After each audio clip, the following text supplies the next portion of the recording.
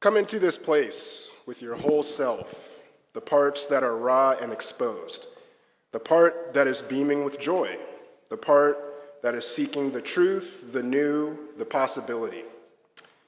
Come into this place, open your heart, lay down your burden, lift up your hope for something new to happen. Come into this place with fellow travelers on the journey, some faces new, others familiar, and all welcoming you here, now, to this moment. Come, let us worship together.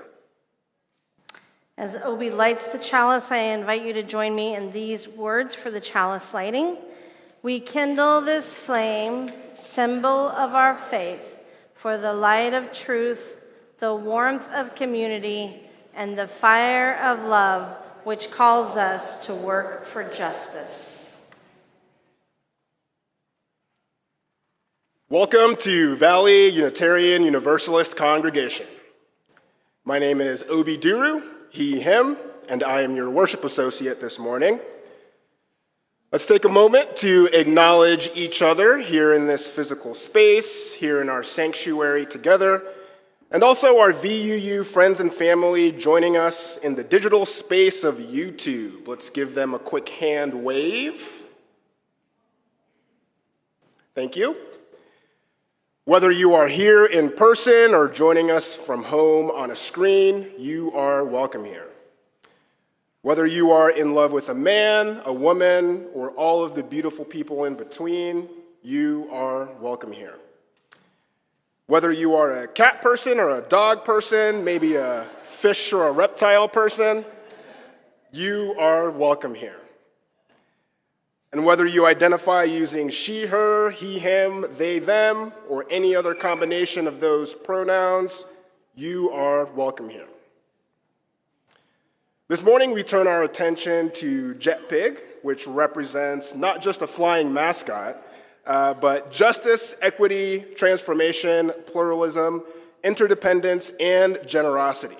The values our Unitarian Universalist faith asks us to carry not just as ideas, but as practices. This morning's service invites us to find these values already written in the world around us, recognizing the beauty that emerges when we embrace diversity with purpose and intention.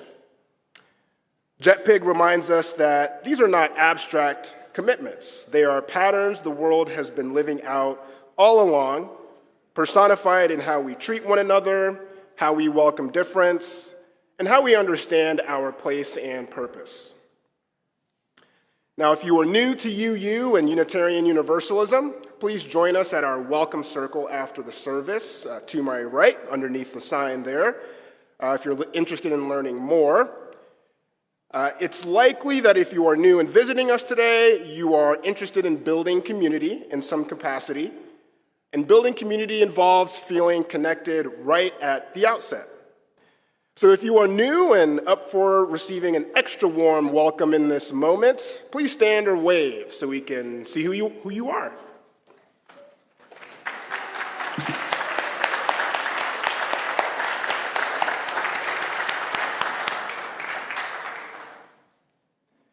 Thank you. Feel free to grab a snack or a beverage before heading over. Doug Nitzel, you here yet? Are you in the house? Nope. Doug's out of town. Somebody will be facilitating the welcome circle afterwards. We have a volunteer. And okay. All right. Yeah, there's plenty of people to welcome you. And to help us stay connected, we also invite you to sign in using the visitor QR code, which can be found on the back of the VUU brochure. It's also up on the screen right now. Pastoral care. So pastoral care, each week trained pastoral care associates are available for anyone needing support or a listening ear. This Sunday, pastoral care will be provided by Janet Cantley in the sanctuary. Janet here, there's Janet. And Dan Schulte online. They'll be responsible for pastoral care for the following week. And you can contact the lay pastoral care group at any time at pastoralcare@vuu.org.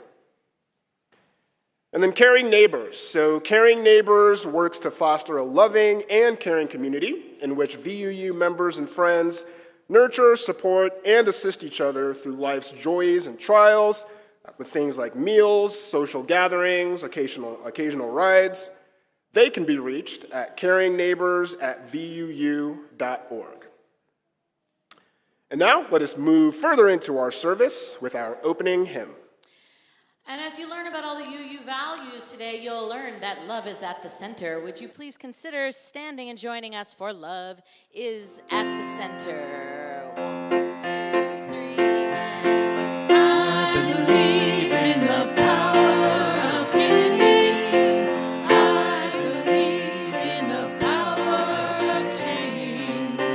I believe in the power of differences. I believe in love. 2, 3, and love is at the center. At the center there is love. Love is at the center. At the center there is love. I believe in the power of justice. I believe in the power of fairness. I believe in the wealth of life. I believe in love. 2, 3, and love is at the center. At the center there is love. Love is at the center. At the center there is love.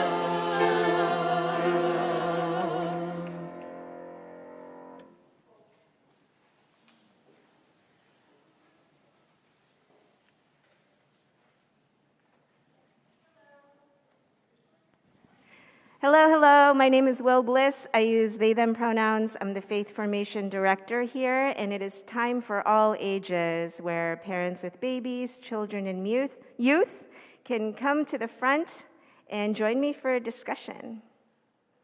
Yay! Hello, hello. Hello, my friends. Hello. Oh, don't make me dance.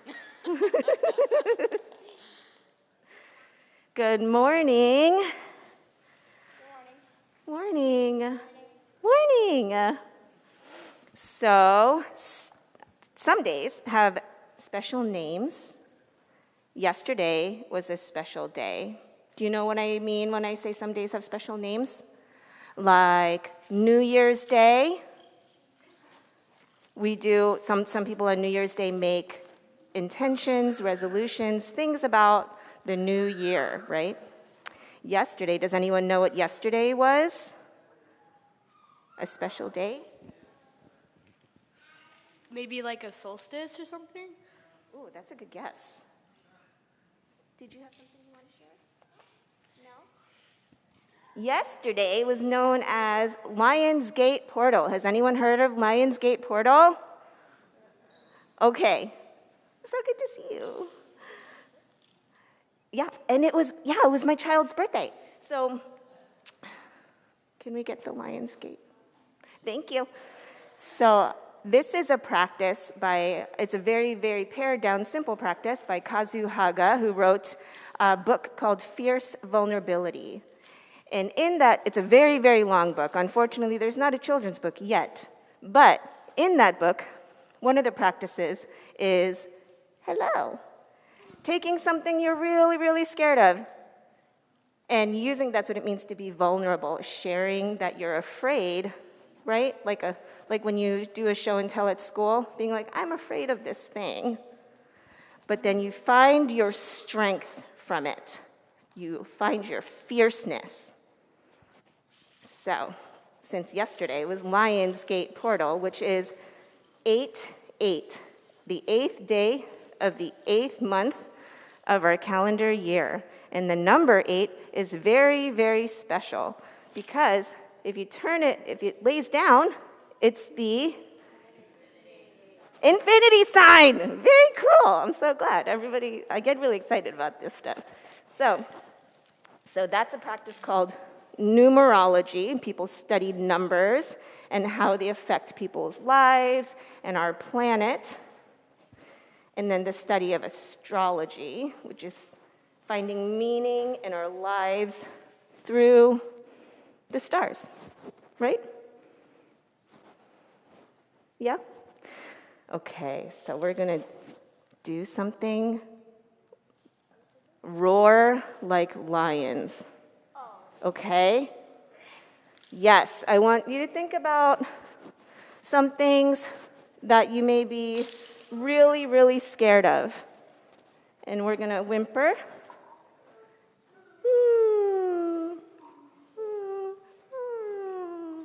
Okay, think about, I'm really scared. Sometimes my body shivers, or I might close up. Yes. And then I think about what I really want, what I imagine for myself and my world, my people, and I roar. Are you ready to roar with me?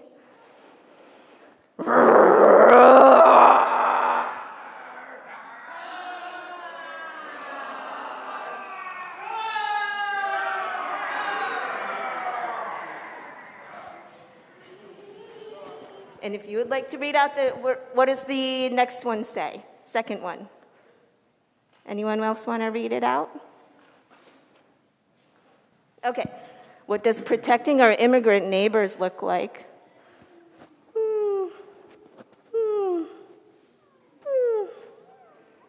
And what do we want for them? We want justice. We want freedom. Protection. We want protection, yeah. Yes. Do you want to roar on the mic? Let me know. What's the next one say? Huh? No. What does protecting our children look like?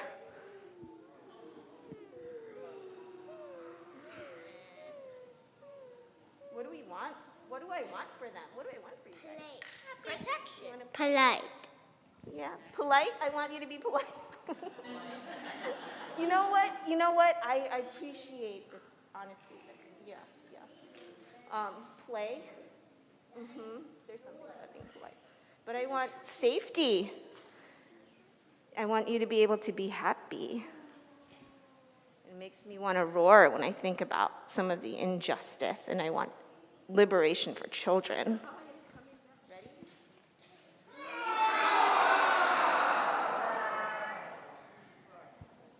How you doing? Feeling it? Not feeling it? What does a safe world for women look like?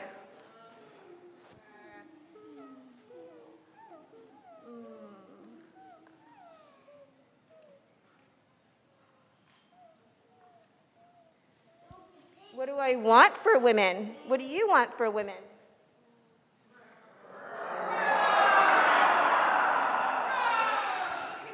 Yes.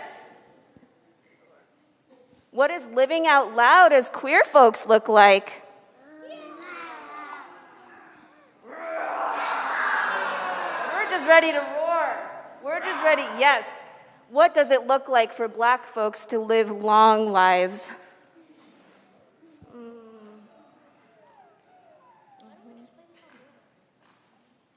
Okay, we want justice.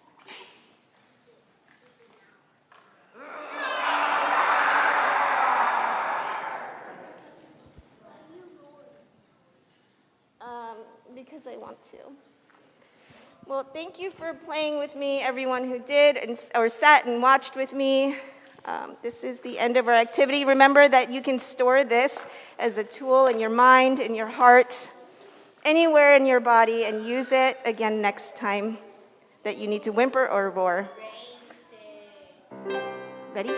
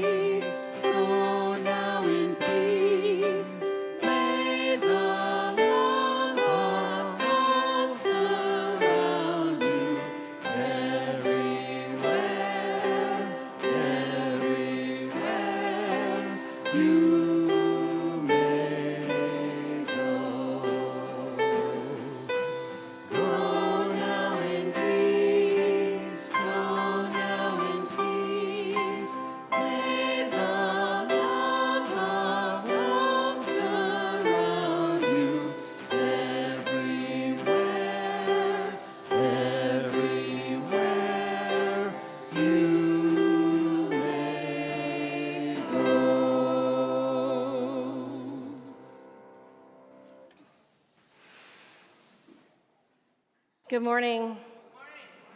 I'm Reverend Sarah Oglesby Dunnigan, she, they. I am the settled minister here, beginning my 5th year. Can you believe that? Year 5. Here we come. Roar!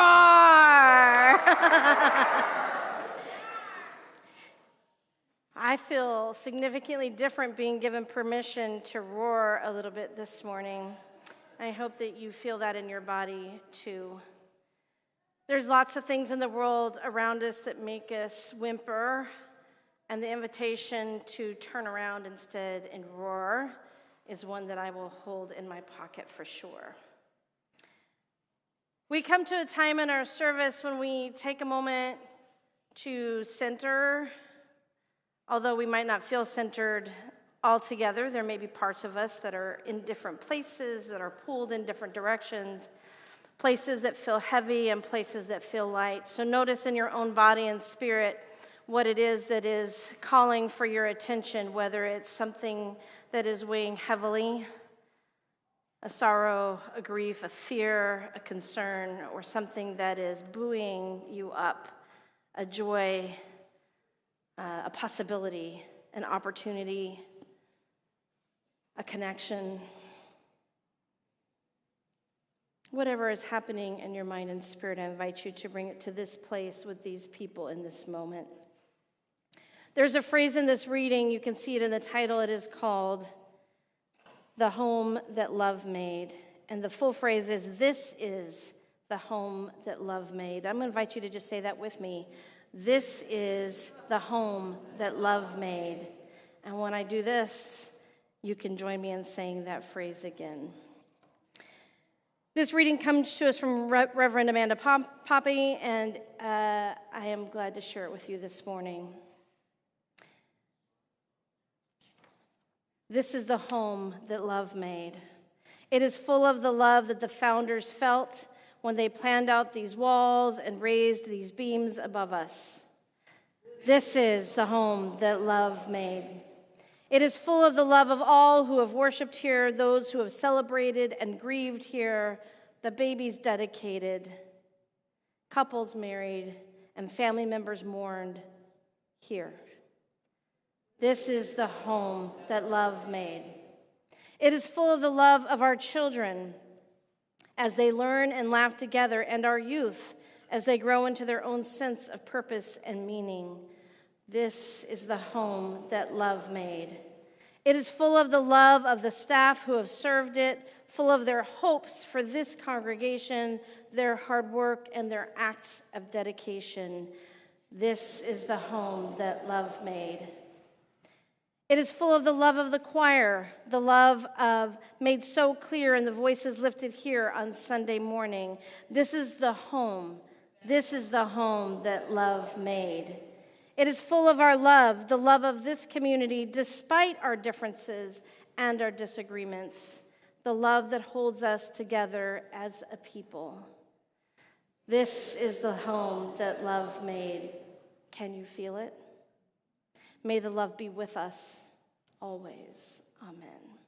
And I invite you into a time in which we will listen to some music. If you wish to connect with those things that are in your heart by lighting a candle, by moving a stone or leaving us a note in the pastoral care book, by writing something on a slip of cloth and adding it to our sculpture out by the walking garden, the labyrinth. Whatever you need, if it's just to sit and be still with your eyes closed, take this time to connect in with what's happening in your own heart and soul.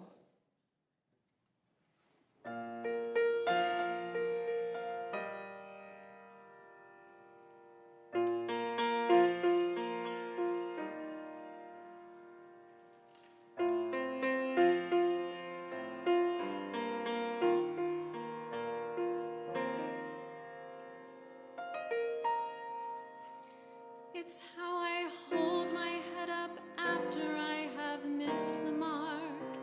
It's how I know I'm loved when things are dark. It's how I stand when I am feeling small. How I stand again after a fall. It's how I'm even standing here at all.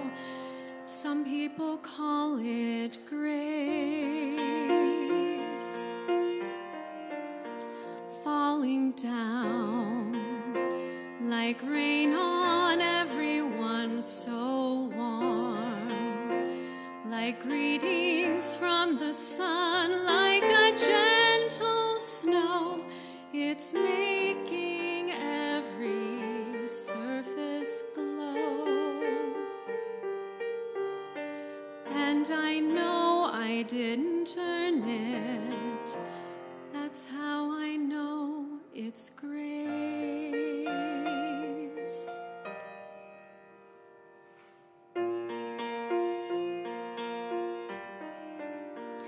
It's how two people keep their love alive through thick and thin. It's how a broken people sing again. It's how the wounded set aside their blame. How the down and out cast off their shame. It's how I know that holy is my name. We're all the same to grace. Falling down like rain on everyone so warm, like greetings from the sun, like a gentle snow. It's making every surface glow.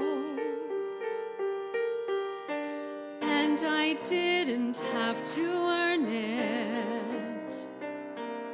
No, I didn't have to earn it. I didn't have to earn it through a word or through a deed or through a trial or a creed or by denying what I need. I only had to reach out my hand and it was there.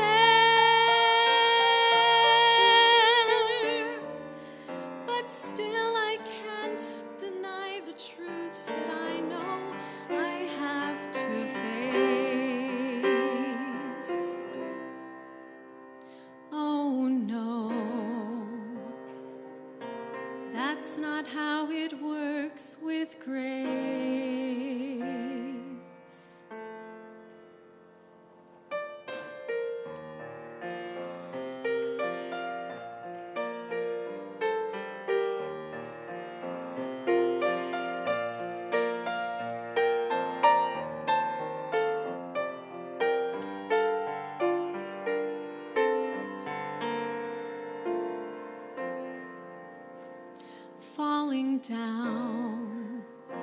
like rain on everyone, so warm, like greetings from the sun, like a gentle snow. It's making every surface glow. And I know I didn't earn it. No, I didn't have to learn it. I didn't have to earn it.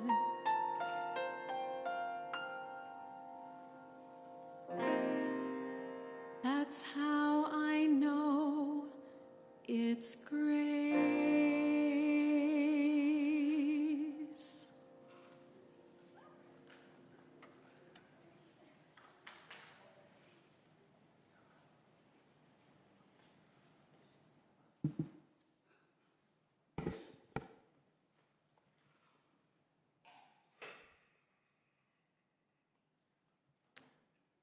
Take a breath in and let it go. Feel the weight of your body in this seat, held by the same gravity that holds the mountains, the oceans, the smallest sparrow on the smallest branch. You are not separate from the world that is around you. Our spiritual lives are deeply connected to the world around us. Our shared human values are patterns that the universe has been trying to teach us before we even had words for them. Let us walk through the sky and the seasons together and let them teach us who we might become.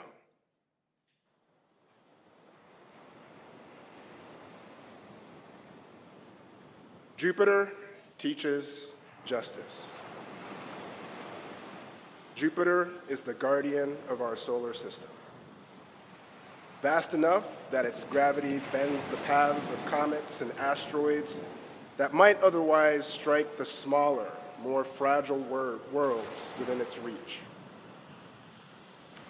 It does not do this with force or punishment.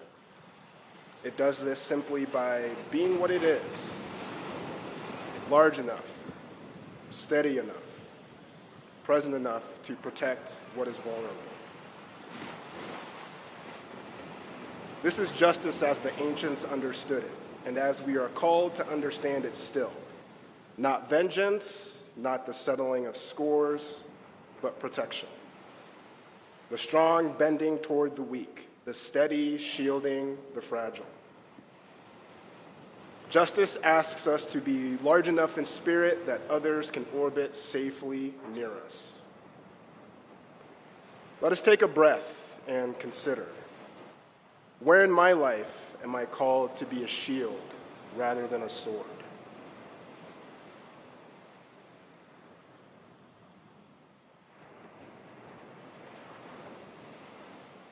The earth teaches equity. Gravity does not grade on a curve. It holds the sparrow and the mountain to the very same ground, asking nothing of one that it does not ask of the other. It does not measure worth before it measures weight. It simply holds evenly, without exception, without preference. Equity is not sameness. The sparrow does not fall like the mountain. Each is held according to what it needs to stand. But both are held. Both belong to the ground. This is the Earth's oldest teaching, and one our species is still learning. Fairness is not about identical treatment. It's about ensuring that everyone, in their own particular way, is given solid ground to stand on.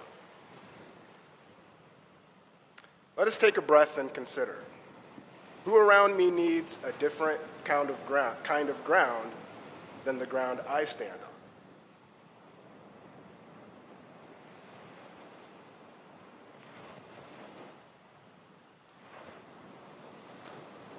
The tides teach transformation. The tides are governed by a moon we cannot always see and yet they never stop their work. They do not reshape a coastline in a single dramatic wave. They arrive, withdraw, arrive again, patiently, tide after tide, grain by grain, until one day the shore is simply different than it was, and no one can point to the single moment it changed. This is what real transformation looks like. Not a lightning strike, but a rhythm. Not one great undoing, but thousands of small returns, each one leaving something slightly changed behind. What is hidden beneath the surface does not stay hidden forever. The tide only asks us to keep returning and to trust the process even when the change is too gradual to see. Let us take a breath and consider, what in my life is being reshaped, tide by tide, more than I've given it credit for?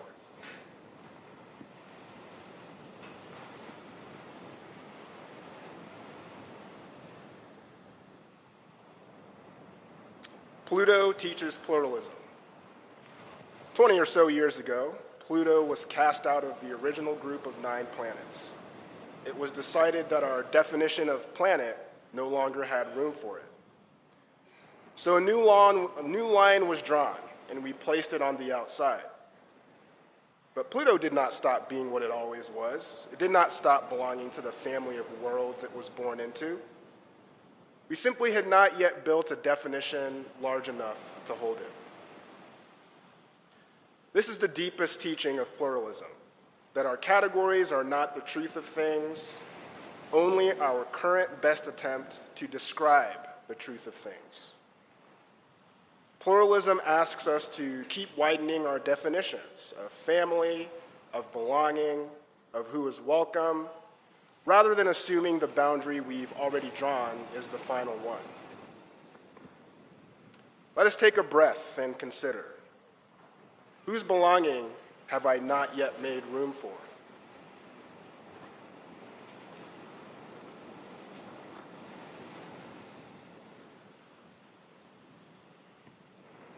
Iris teaches interdependence. Iris is the goddess of the rainbow, the messenger who travels the arc between Olympus and Earth, carrying word between gods and mortals. But she is also, quite literally, what happens when 2 different things meet at once: sunlight passing through falling rain. Neither the light nor the water can make a rainbow alone. It is only in their meeting that something luminous appears.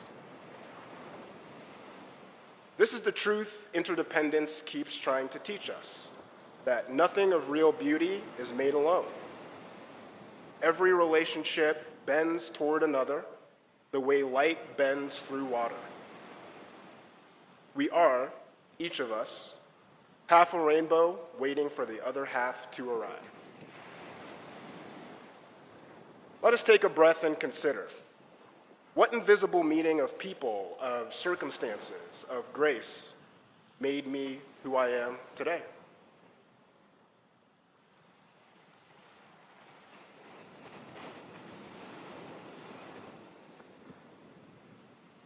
And Gaia teaches generosity. Gaia is the earth herself, given a name and a face, the ancient personification of the ground that feeds us. Every day she gives soil to grow in, water to drink, air to breathe, without waiting to be asked and without keeping count of who has taken more than their share. And here is her deepest secret. She is not diminished by the giving. What she gives away does not vanish. It moves through us and returns to her, transformed, ready to be given again. This is the generosity we are called to practice, not generosity that depletes us, but generosity that trusts the cycle, that what we give does not disappear from the world, but moves through it and comes back to us renewed. Let us take a breath and consider, What is it in me that could give like Gaia gives, trusting that it will return?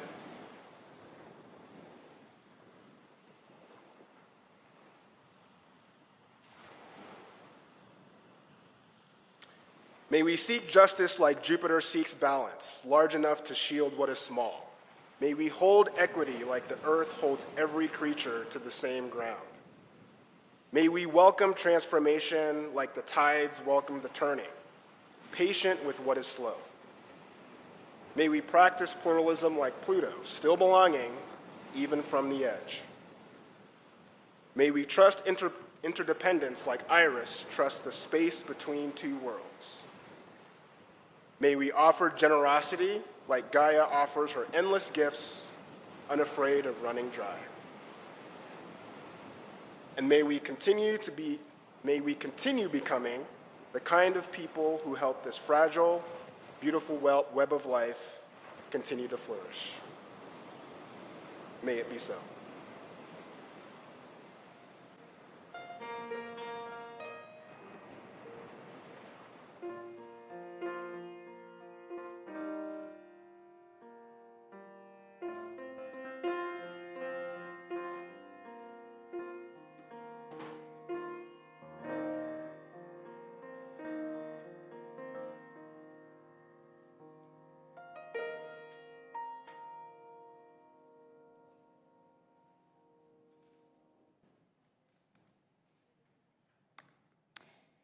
I'd like to take time in August to help ground us in what it means to be Unitarian Universalists. Sometimes we have new folks who've started joining us over the summer, and it feels like I want to begin the new program year with some sense of what it means to say I am a Unitarian Universalist. This is a new lens, perhaps for some of you, for being part of a religious or faith community that isn't anchored by one set of religious texts or obligations or requirements, isn't boxed in by a dogma. But what helps us define who we are and what is guiding our actions in the world? And I wanted to take a moment just to point to the actual text or language before I move into my reflections. I'm going to ask for these slides. We're not going to stay on each of these for very long. But this first one just lists why the Unitarian Universalist Association exists. So these are sort of the reasons for its existing: to assist congregations and support leaders, foster faith formation and spiritual development, to heal historic injustices. I don't know how many religious organizations have that in their set of purposes, but that's one of ours. To support and encourage the creation of new communities that are UU, and to advance our values in the world. So what are those values? And liberating love is the way in which we hope to engage that. So next slide. We do something called covenanting with each other, which is about agreeing about who we are in the world together and how we'll show up. So we covenant congregation to congregation. So this is an agreement between the congregations that belong to the UUA. So we draw from heritages of freedom and reason, hope and courage, building on the foundation of love. Love is the power that holds us together and is the center of our shared values. We're accountable to one another for doing the work of living our shared values through the spiritual discipline of love. Next slide. This is represented often in this one of several kinds of versions of this picture. You can see the love at the center and the jet pig, the jet pig values that Obi just went through. Go ahead, next slide. So we have interdependence. We honor the interdependent web of all existence. It's like falling down. He's like ready to play with somebody. Where are the kids when I need them? We covenant to protect Earth and all beings from exploitation. We will create and nurture sustainable relationships of care and respect, mutuality and justice, and we will work to repair harm and damaged relationships. That's some of the essence of interdependence. Pluralism. Celebrate that we are all sacred beings, diverse in culture, experience, and theology. And we covenant to learn from one another in our free and responsible search for truth and meaning. We embrace our differences and commonalities with love, curiosity, and respect. Next one, justice. We work to be diverse, multicultural, beloved communities where all thrive. And we covenant to dismantle racism and all forms of systemic oppression. We support the use of inclusive, democratic processes to make decisions within our congregations, our association, and society at large. Next. Transformation. We adapt to the changing world. This one's especially important to us because the way that we express this today might not be how we express this 15 years from now. We're always changing, just like that shoreline that Obi was describing. So we covenant to collectively transform and grow spiritually and ethically. Openness to change is fundamental to our heritage, never complete, never perfect.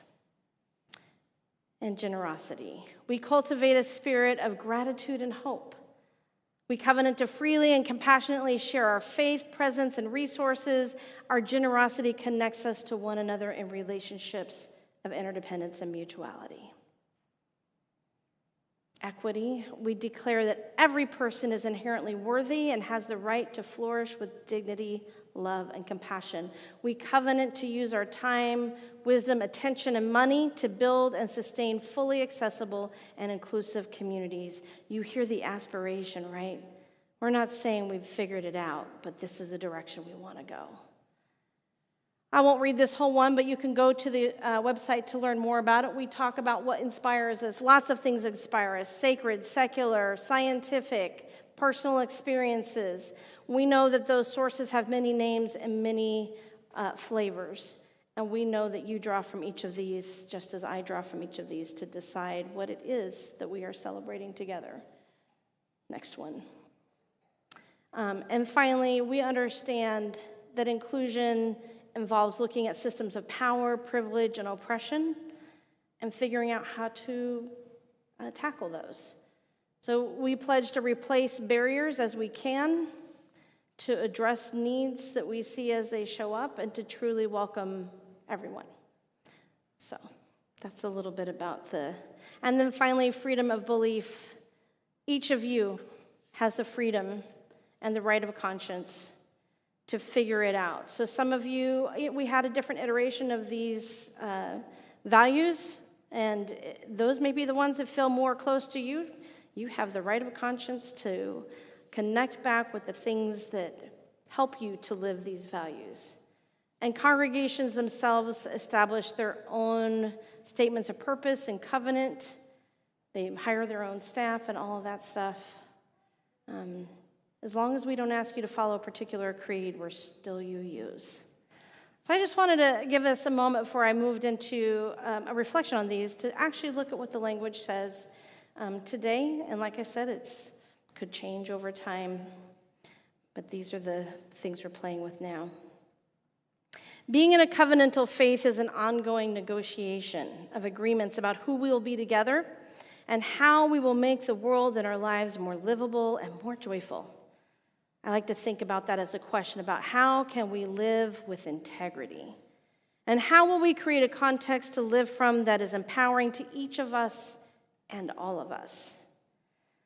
So you've just seen and heard the most recent iteration of our values, a project that we embark on at least every 15 years in order to attempt to capture what has changed us and how our circle is opening to include these transformations.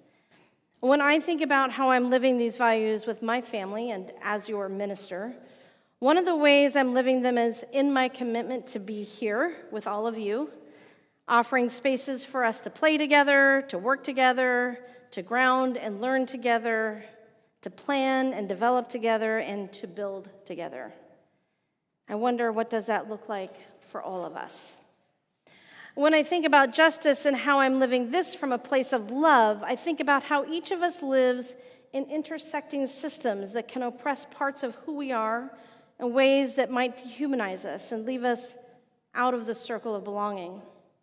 On a very personal level, I am engaged in the work of justice because it is through my own lived experiences and knowing and being in relationship with real people, family members, friends, people I've met in the communities I've served, whose stories and struggles have highlighted for me how they are impacted by these systems. Because, friends, to know you is to love you. I fight for trans rights and organize for access to housing, to health care, to worker rights, because in my own life, I have seen how painful it is to be non-binary or trans and arrive at a public gas station or be playing in a park and not be sure that it's actually safe to use the restroom.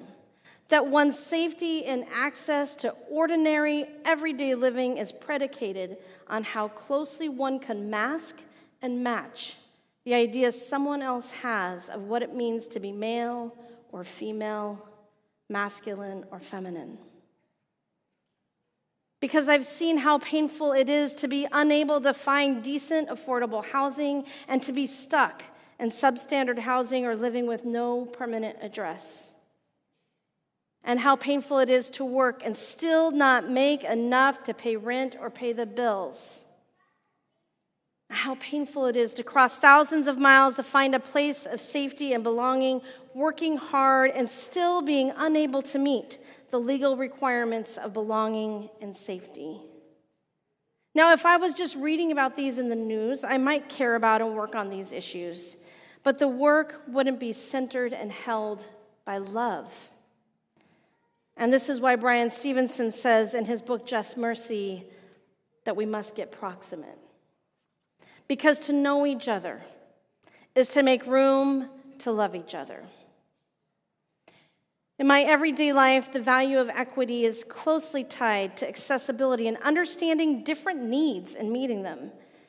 Equality and equity are often used interchangeably, but equity asks me to understand the differences. Not to provide the exact same thing to each person, but to provide the same attention to needs and try to adapt my response to those needs.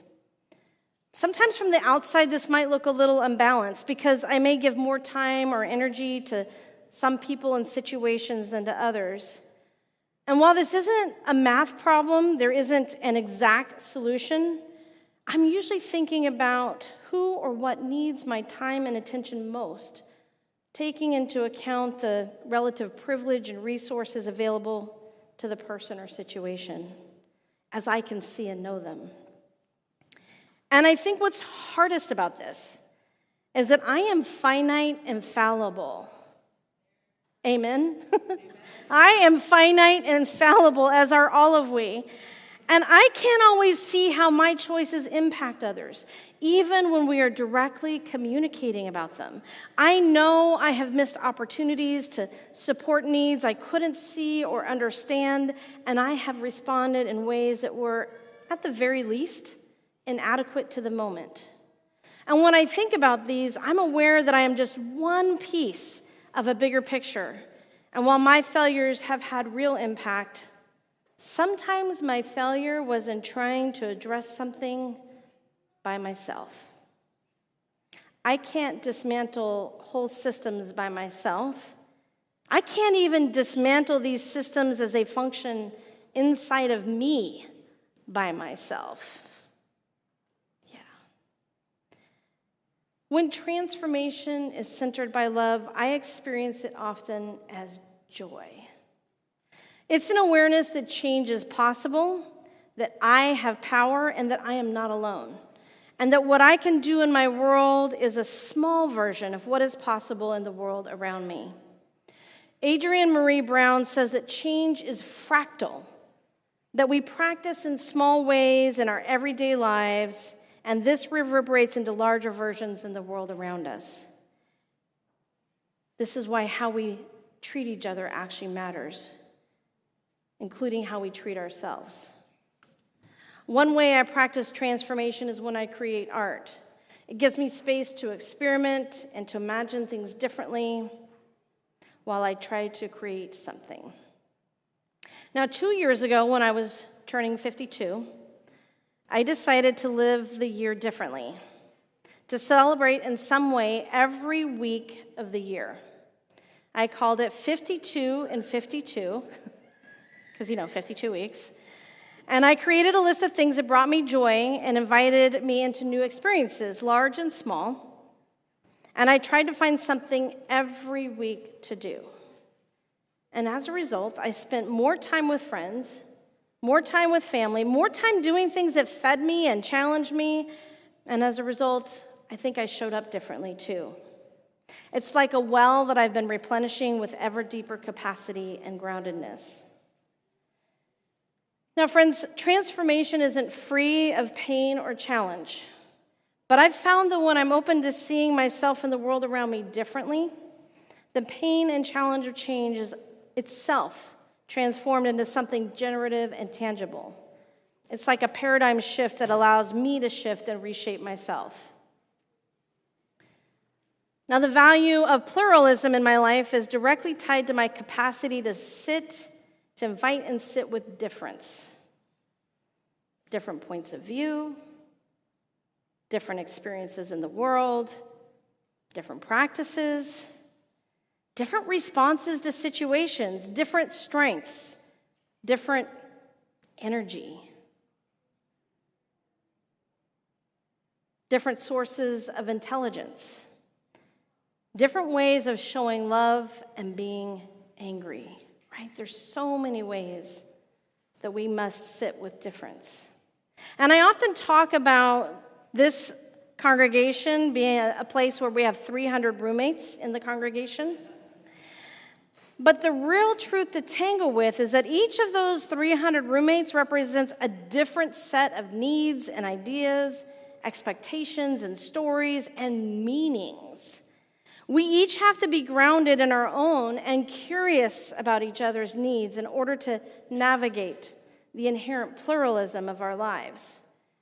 And the truth is that diversity and differences are there whether we choose to engage them or not. They're just already there. They're just already part of the milieu that we're in. When we value pluralism grounded in love, we want to make community work for each other. We want to negotiate instead of going to war or arguing. We want to adapt and change. Interdependence really is pluralism grounded in love. When we can see each other's differences and we see them through the lens of love, we can see how we each bring something to the potluck of life, that we each have something to offer, although what and how we offer it will be different. Now, this isn't the utilitarian idea that we all contribute to economic production, but rather that the stories and meanings that we each bring, our actual presence, add a richness and flavor to life that we actually need in the fiber of our being. In my life, interdependence first shows up in our intergenerational household. And we do actually do things for each other. I mean, of course, we make meals, we unload the dishwasher, we take the dog for walks, we pay bills, but we also play games, listen to each other's stories, watch basketball together, enjoy sunsets and share books, drink tea and look at the stars together. We don't each contribute the same things or even the same amount of the same things. We don't always even see each other's contributions. But we know we are receiving something more than what we give because our offerings are augmented by love. Now, finally, there's generosity. And to me, talking about this one last makes sense because after looking at the others, I have a sense of abundance. That there's more to share, and I'm not living from a place of scarcity. In my life, this looks like my own volunteering, serving on the board for Ascend, mentoring new ministers, sharing my life with folks who have asked for time, offering grace for the fallibility of being human, and letting go of judgment and making space for repair and understanding. Making a meal to share, and sharing resources when I actually have them to share. What does it mean to hold these values with love at the center?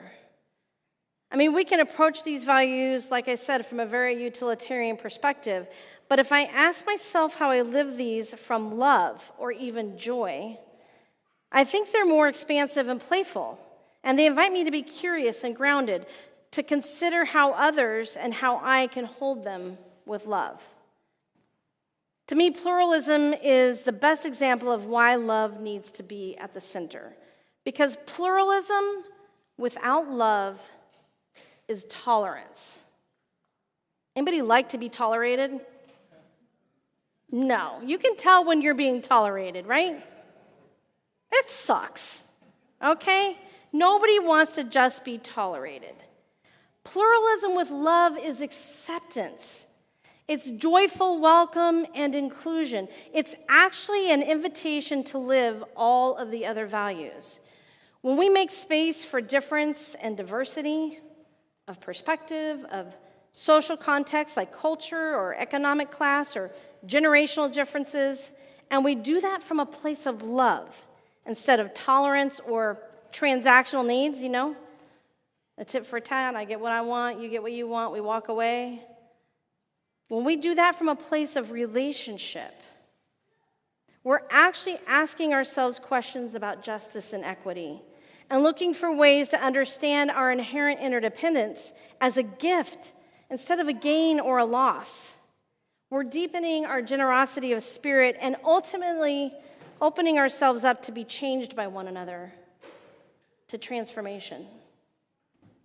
There are so many examples of how we are living these values right here at Valley Unitarian Universalist and how we're learning to live these grounded in love. One way to help us do that is to ask ourselves if we are centering a transaction or centering a relationship.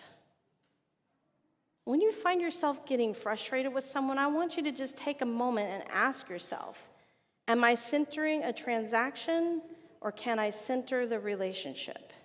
Because if we're centering a transaction, we're asking if it's enough and we're judging its worthiness. But if we're centering a relationship, we're asking what needs our time and attention. A relationship, we're willing to take the time to listen, to consider a different way to do something and to adapt. We're turning to wonder and asking questions. We want to understand someone else's perspective, and we want them to feel belonging as much as we want to feel belonging. We can extend ourselves. So here at Valley UU, we're living the value of justice as we're learning together, listening to the stories of other people's experiences, and we're showing up together. And you can see this work with Valley Interfaith Project, our involvement there, our involvement with UU The Vote, with immigrant-led organizations like Corazon, and many other organizations that we work with to change policies and bring resources to urgent needs in our community. The value of equity is always embedded in this work, but sometimes we need to examine this one more closely because of those differences in our experiences and resources that render us with different needs. Inclusion means understanding differences, and justice means making changes based on that understanding. When we advocate for others without being in relationship with them, we are likely to continue harm. But when we advocate with others, we have a relationship to attend to and to be accountable to. We may still make mistakes, but we're held differently when love is holding us together. We're more motivated to change and adapt and to accept the imperfections that come with learning and growing, which is, of course, transformation, right? So as a community, we've experienced growth through conflict transformation and developing stewardship practices with our resources that are grounded in this relational approach. And we continue to learn together about different kinds of oppression and to ask the questions about how we need to change and adapt with these new learnings. We've made it through the trauma of a pandemic and the necessary post-pandemic recovery process. We've even transformed this space, which is super tangible, but also holds the ripples of that relational work that's needed to make transformation. I want you to just go on a little journey with me. If you've been in this building for more than 4 years, you'll know what I'm talking about, but I'll paint the picture. Remember for a moment the old 1980s pink and white tile.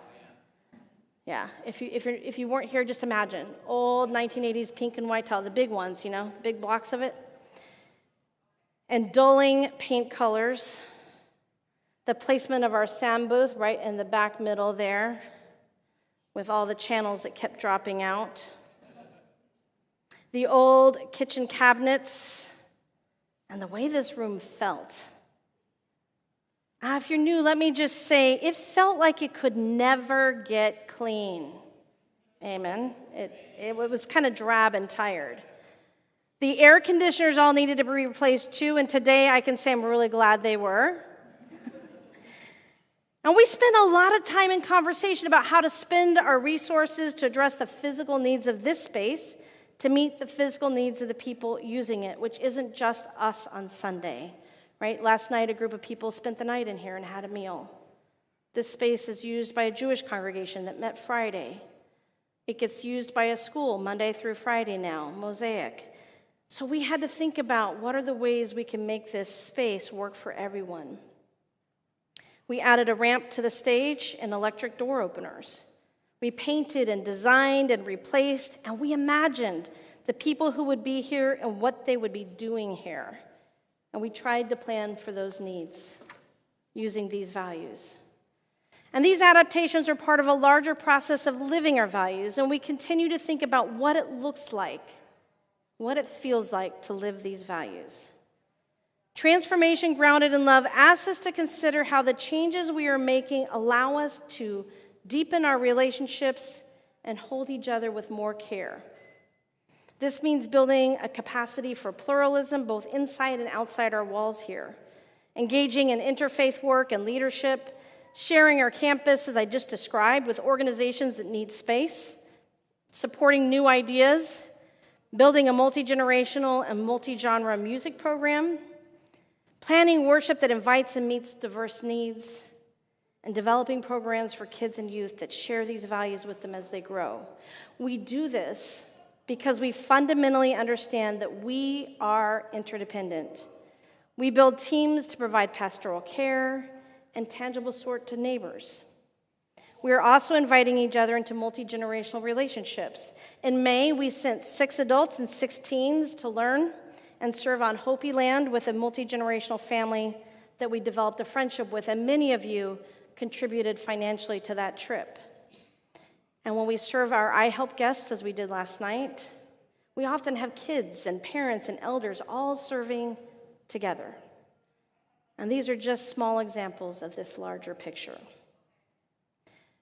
The generosity I see here every day, I know is grounded in love. None of us share our resources generously as an obligation or a duty or out of fear, right? Generosity comes from a different place. You contribute to the ministerial discretionary fund, to the pledge drive, to help raise money or move furniture or paint walls or teach kids or serve on a committee or board because you understand that this kind of generosity is a well that we dig and fill together so that we might each drink from it and be refreshed by it. So may each of us drink and be filled again and again and again. May we each fill the well and be filled again and again. Blessed be.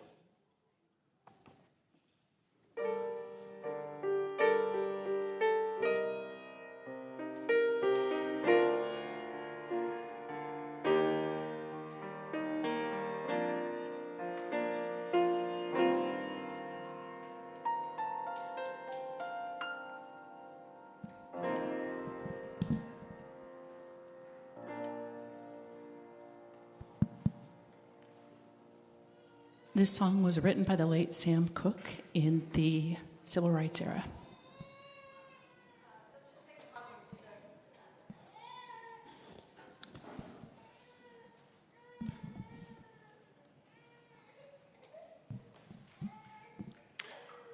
Like Gaia, who gives without holding back, let us offer what we have, trusting it will circle through this community and return to nourish us all.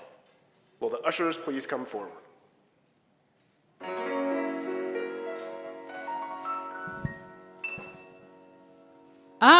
was born by the river in a little tent. Oh, and just like that river, I've been running ever since. It's been a long time coming, but I know change is gonna come. Oh, yes, it will. It's been too hard living, but I'm afraid to die, 'cause I don't know what's up there beyond the sky. It's been a long time coming, but I know change is gonna come. Oh, yes, it will. Will I go to the movies and I go downtown? Somebody keep telling me don't hang around. It's been a long time coming, but I know change is gonna come. Oh, yes, it will. Then I go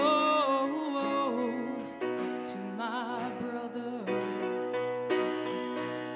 and I say, brother, brother, help me please. But he winds up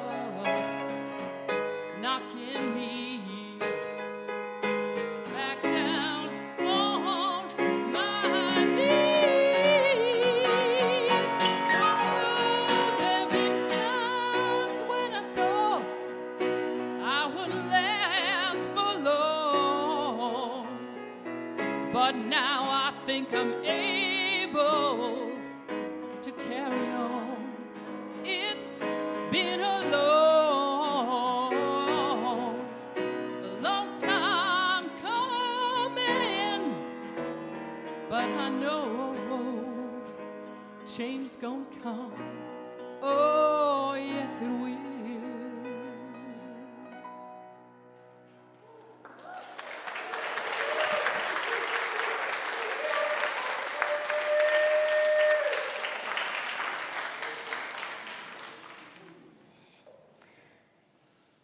Your gifts, whatever you discover them to be, can be used to bless or curse the world. The mind's power, the strength of the hands, the reaches of the heart, the gift of speaking, listening, imagining, seeing, waiting, singing. Any of these can serve to feed the hungry, bind up wounds, welcome the stranger, praise what is sacred, do the work of justice, or offer love.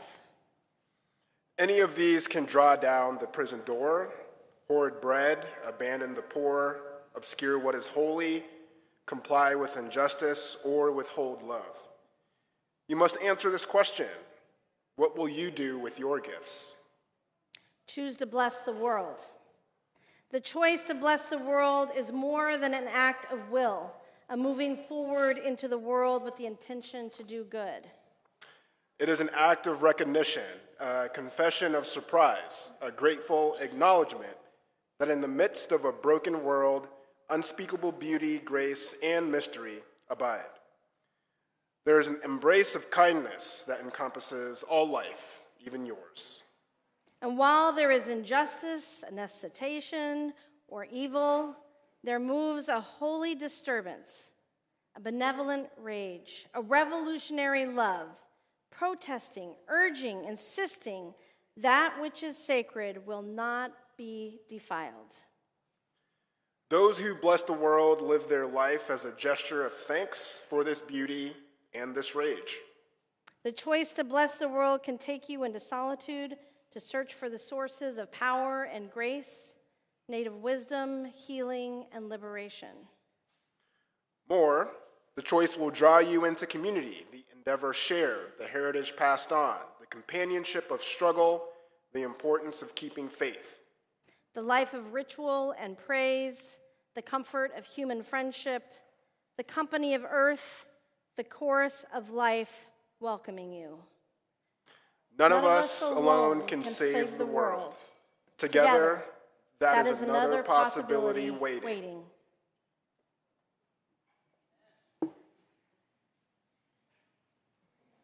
Our closing song is called There Is a Love. It's actually around our canon, but we're going to sing through the first verse all together in case you don't know this piece. And then we'll go ahead and have a part 1 and a part 2. And it's just wonderful to think about there's a love in a musical sense of everybody having their own way and their own part, yet coming together and it working together. So please, if you're able, stand, join us for this piece.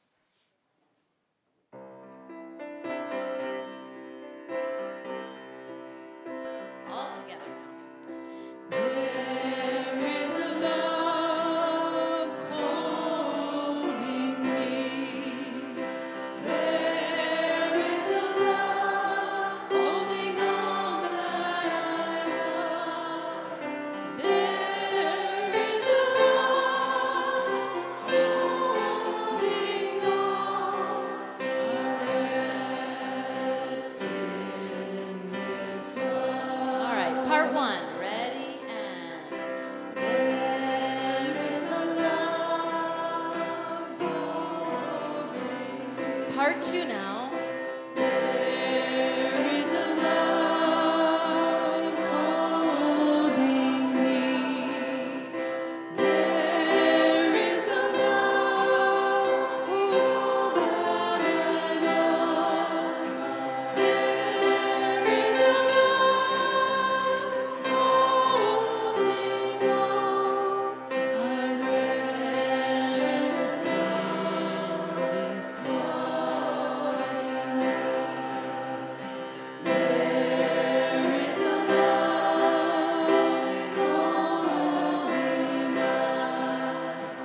There is a love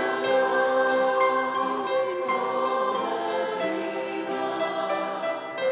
There is a stars holding on. We rest in this love. We rest in this love.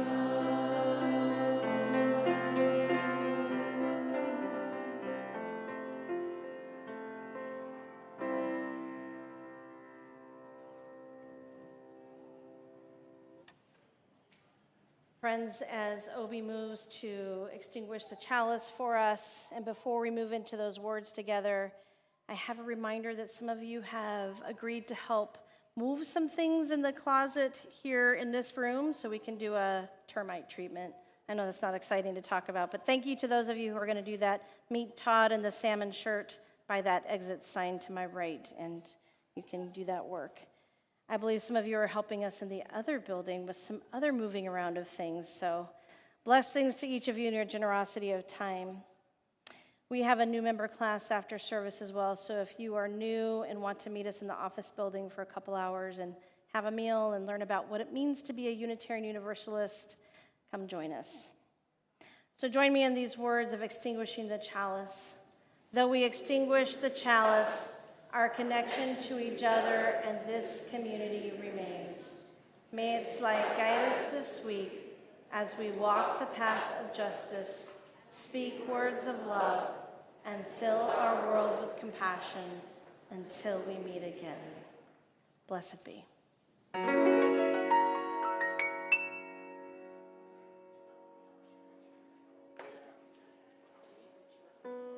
Will I go to the movies and I go downtown? Somebody keep telling me don't hang around. It's been a long time coming.